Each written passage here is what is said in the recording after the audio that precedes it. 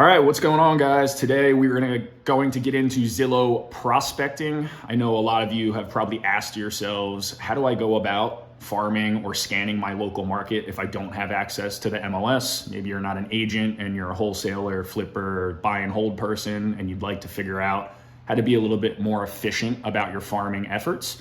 Today we're going to get into that. I'm going to show you how to think about what parameters to punch into Zillow, how to think about median values, the type of homes that you want to be targeting, again, whether you're a flipper or holder. And once you get that going, it's a nice lead generation, tactic for you on top of, whatever else you might be doing out there. So let's jump into it.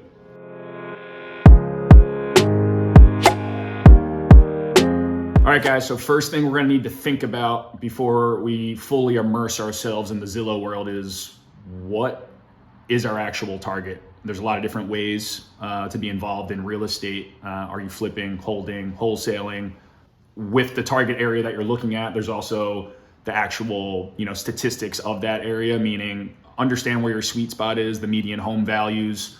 If you're a holder, what the rent prices are looking at for, 2 beds, 1 beds, 3 beds. All these things are relevant before you start setting up your parameters within your Zillow tool.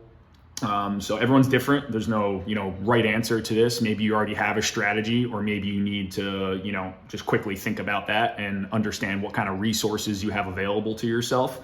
Of course, you can get as localized as you want with Zillow and what towns you're going to be targeting. Today, I'm going to utilize a town that I do quite a bit of business in. I know Bloomfield, New Jersey has a good mix of single families and multifamilies. It'll show us the range of things that are available. So what we're going to do next is we're going to jump into the Zillow tool, actually start, poking around here and seeing what it has to offer us as we, set up our search criteria so the system starts working for us in the future.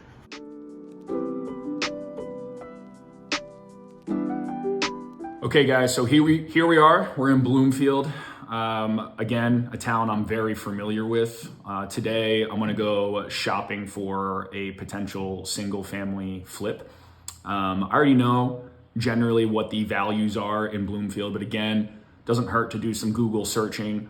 And it's as simple as typing in what is the median value in X town, just to get a feel for, okay, most homes trade at, whatever the price point is.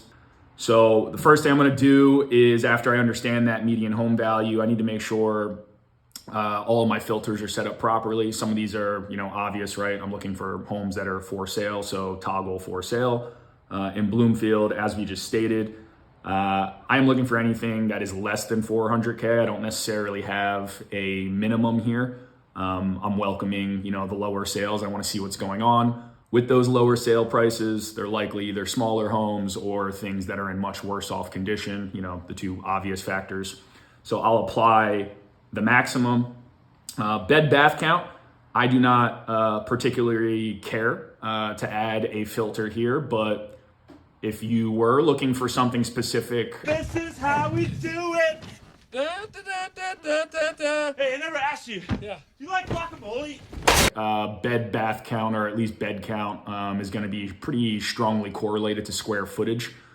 So you can think about it from that standpoint. And then once you're talking about square footage, it's, the bigger the home, the more renovation might be necessary, which is connected to your budget. So if you only have 50K, 100K, you're not going to be working on the 5-bed plus homes that need a full gut.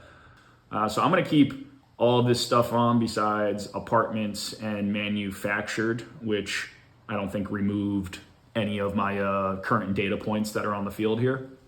I'll apply this, and now I'm working with a nice little set of data points that I can start sifting through. Now, Zillow will show you agent listings, meaning things that are on market, versus other listings. Other listings are for sale by owners, and you'll notice that you're only going to get access to that other listing if you toggle over. So it's very important to understand. So just make note of that, that the for sale by owner ads are, kind of behind the curtain, if you will. So what I will do next is I'll take a quick gander at the map. Maybe there's a certain neighborhood that I care about. Maybe I'm trying to, be on top of a train station. I want to be walking distance from a school, a hospital, downtown area. And you can start prioritizing how you move through your list. Or maybe you want to go through your list by simply working your way from, lowest sale to highest. So you'll see here we got a mix of condos, single family homes. And just to be clear, I mentioned this before, sometimes single family homes will actually be multifamilies, and Zillow does not do a great job of, bucketing them appropriately. So just be aware of that. You'll also see that, we have opportunities for open houses. So if there's something that you liked, you didn't feel like, getting in touch with your agent, make note of that. You or someone on your team can add it to their drive schedule for whatever that day is to go check it out and get a better feel for the property. I am paying attention to days on market as well. You'll see it's giving you like little tags here. Once you click into the property, it'll give you more information. The more days on market, and that might even be another filter you decide to add, not just your price filter, but you should be able to add a DOM, or at least pay attention to it as it's coming in. Here's your days on market filter. The thought here is anything that has been on the market for 30 days or more, or just on the market for a longer period of time, means that person should be more negotiable. Maybe they're becoming a little bit more distressed or just fatigued by the situation, and they're willing to just kind of be like, this was my number on day one, but on day 45, I'm willing to go down whatever it is, 5%, 10%, and it becomes a right time, right place type of situation for you. But you got to make your own luck, right? So make sure these offers are going out on a regular basis, and you will increase your odds of getting connected to that owner. The types of homes that we're interested in looking at as we're looking at potential flippable homes, at least in this exercise, is this more button. So the more button has a bunch of different things in here. HOA connected to typically, condos, townhomes, open houses, if it has a 3D tour.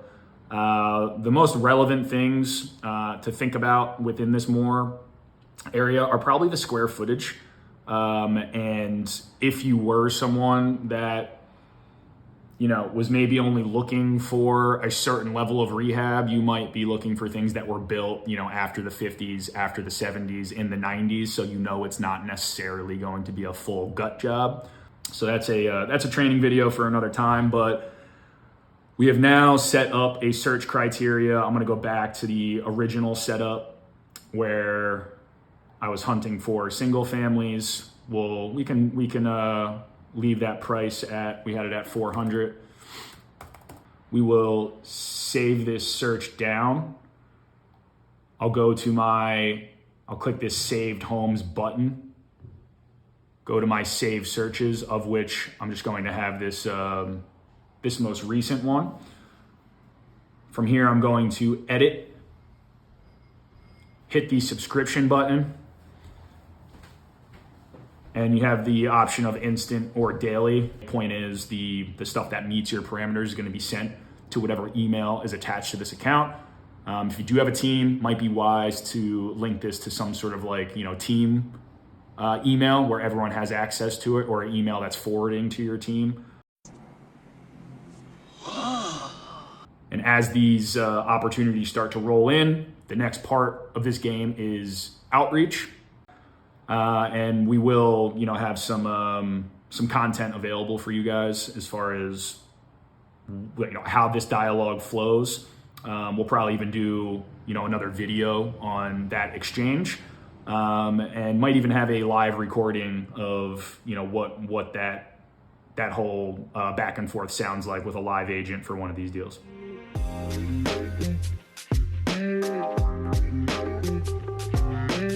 All right, guys, so that wraps up our Zillow prospecting tutorial. Hopefully you found some value in the features that we went over and how to best utilize the system. Again, as you can see, whether you're a flipper, holder, agent, wholesaler, there's use in this system, and it can be another, solid lead generation tool for your business. So good luck with your outreach and all your negotiations.